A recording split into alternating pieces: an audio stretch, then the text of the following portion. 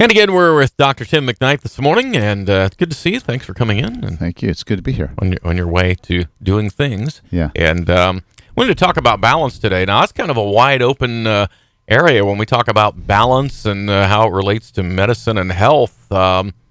Balance could mean a lot of things. I noticed we had to salt our sidewalk today, so that kind of physical balance, very important, especially this time of year, because that can lead to some definite problems if you go down. Right. This is the time of year people fall and they break things and sprain ankles and hurt their shoulders.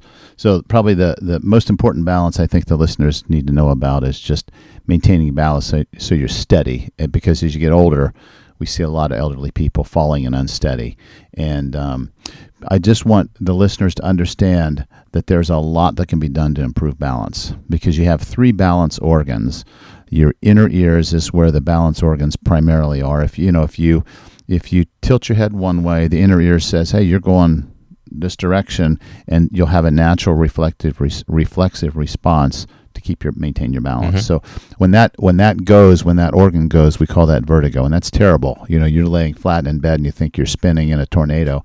So that's something that the inner ears are critical, but most of us are fine there.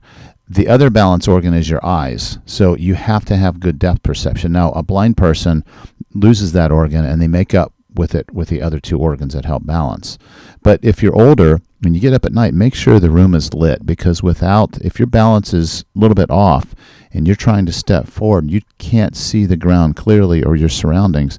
It's much harder. It's just like standing on one foot with your eyes open, and then you stand on one foot closing your eyes. You'll notice a definite change. But probably the biggest organ in the body to help you maintain your balance is the proprioception, these little skin receptors, pressure receptors on the bottom of your feet. And as you shift one direction, those pressure receptors tell you, hey, you're starting to go this direction. Let's get this reflex so you don't fall. And that can change, that can improve with just practicing standing on one foot. Stand at the kitchen, lift one foot off, put both hands on the counter, lift one foot off the ground, and try to wash the dishes, turn the sink on, turn it off, reach for the cupboard, and try to do that with maybe one hand on the counter and one foot on the ground, and then maybe take the other hand off the counter and see how long you can hold it. That will improve significantly with practice, and we send people to physical therapy all the time to improve this balance. So that's crucial. The other thing that's important with balance, probably the fourth variable there, is core strength, and we've talked about that with Dr. Jakubowski. Your gluteal muscles, your thigh muscles, and the core muscles of the abdominal area and even along the spine, those all have to be maintained, and again, physical therapy helps with that. But I hate to see people struggling with balance. When I get up in the morning, instead of sitting down to put my socks on, I stand on one foot and lift my knee up, put the other sock on. Sometimes I do it easily, sometimes I struggle, but that's one of my daily balance exercises, in addition to, playing basketball where you're thrown off balance all the time. But I want to maintain that balance as I get older. Yeah. I don't want to act like I'm trying to stand in a boat when I'm, on solid ground. We'll have one of your assistants check your socks to make sure they're okay then. That is a problem for me. I often, as a colorblind man, blue and black often are the same to me. I see that in the dentist chair when I finally look down at my feet. So I still have my issues, but if I can do it without falling, I feel like I've accomplished something, even though they don't match. I think that's fine. You're right. So that's balance of yourself, of your human body. What about your diet? You talk a lot about that in Fit for Life and in here, but if you start straying off to the sugar or the processed foods that's not balanced, then you're going to have problems, right? Yes. The body needs a balance of protein, fat, and carbohydrates. So the question is, where do we get most of those carbohydrates from? And carbohydrates should come from nature's food, which is full of energy. So it should be vegetables, berries, maybe some whole grains in a limited amount, but carbohydrates should come from nature. It should come from the produce section of the store. Then we balance that with maybe 25% of our calories from protein, high-quality protein, low-fat meats, and it doesn't necessarily have to be meat. There's all kinds of sources of protein. You get protein in nuts and seeds. Mm-hmm. You can get it in eggs. There's various protein sources in our food supply. It doesn't have to be fleshy food. And then fat. Probably, I would say ideally, almost 50% of our calories should come from fat.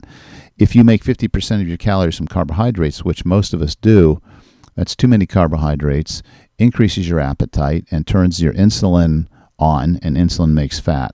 So we've really done a disservice to the public by the food pyramid that we were all taught when we were younger, that 6 to 11 servings of breads or carbs a day are what we were educated with. And that's completely, absolutely wrong and leads to obesity. So people should not be afraid of fat. Fat does not make you fat. Fat helps to satisfy your craving to eat, and it's a really good energy source. But it has to be the right type of fat. So avocados and coconut oil and olive oil and the fats that you get in nuts and seeds and butter, those are excellent fats to have in your diet. And that's one of the reasons why I say the Atkins diet is in some ways effective, or a low-carb, high-protein diet is effective. The problem with the Atkins diet is it's too much. It's not a balance of protein. It's too many amino acids. Amino acids are acids, and acids are not good for the body in excess. And there's another example of balance. If you look at our teeth structure, our teeth look more like a cow than a cat, and a cow is an herbivore, and a cat is a carnivore. So we should be eating, most of our foods should be vegetables, should be plant foods. So there's clues in nature on what we should eat and how we should eat. I think most people kind of have a feel of this. I think a lot of people are really afraid of fat because they really think they're going to get fat with that. It's called fat, so therefore it must make fat. But yes, but it's an excellent energy source, and we need fat. But as far as when you look on your plate, ideal half of your plate should be full of vegetables of some kind, fresh, steamed, frozen, whatever you're gonna choose. And then a fourth of your plate should be fat, and a fourth of your plate should be protein. And that's a good way to look at it. The other thing about balance is people think they need to eat 3 meals a day. Some people think it's snacking 5 small meals a day. If you go back to how man survived couple hundred years ago, food was not always guaranteed, every 3 or 4 hours. We've survived a long time. The animal world does the same thing. The food is when you find it.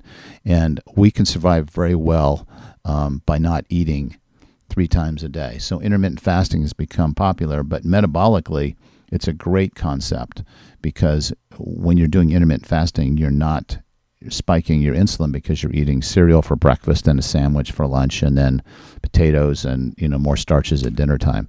So that's one where we probably shouldn't try to balance our meals out perfectly because that does not serve us well. The other thing, balance that we looked at was like balancing your life just in its entirety. What exactly do you mean by that? And I don't need a 20-minute dissertation, but how do we balance our lives? That's a hard one. I think most of us struggle with that. The first thing I think people need to understand is we need rest. And I saw somebody in the office yesterday who was just stressed to the max. And she asked, do I have adrenal fatigue? And how do I know if I have adrenal fatigue? And I explained adrenal fatigue to her metabolically. And I showed her the remedy, and I said the remedy really is rest and relaxation. When you have a highly stressful day and your adrenal glands are squirting out cortisol all day, if you were Mother Nature would say, I'm taking the day off tomorrow. Just look at the cycles of the seasons. This is the time of the year in the winter when Mother Nature is kind of taking a break. It's sort of let's rest and recover. Then it'll start in the spring and go full go in the summer. But we don't do that. We don't get enough rest. So I think as far as balancing our lives, rest is key. The next thing is many of us work, and we work probably too hard, not only at our jobs, but at all the other things that we try to take on. And we have, just as I told this lady, you have to have time for things you enjoy. If it's something you enjoy and you look forward to and it brings you pleasure, make sure you schedule that as part of your day or regularly in your schedule, because without that, you burn out. And I think many of us get stuck in that. So I think it's a combination of work and play and rest would be the three things I would say that bring us balance. And if you don't schedule that, you're going to be too tired, and that's what you'll knock off.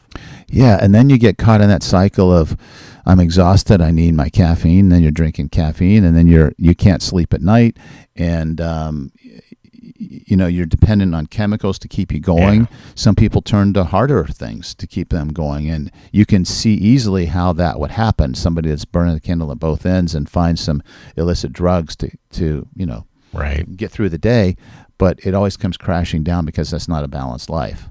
So work, play, and good rest, I think, is key. Yeah, I'm going to try to do some balancing today, all right? Are you going to go take a nap now? Is that what you're saying? I've been sleeping most of the morning. Nobody knows that. Thank you. All right. Dr. Tim McKnight here as we talk with the doc this morning.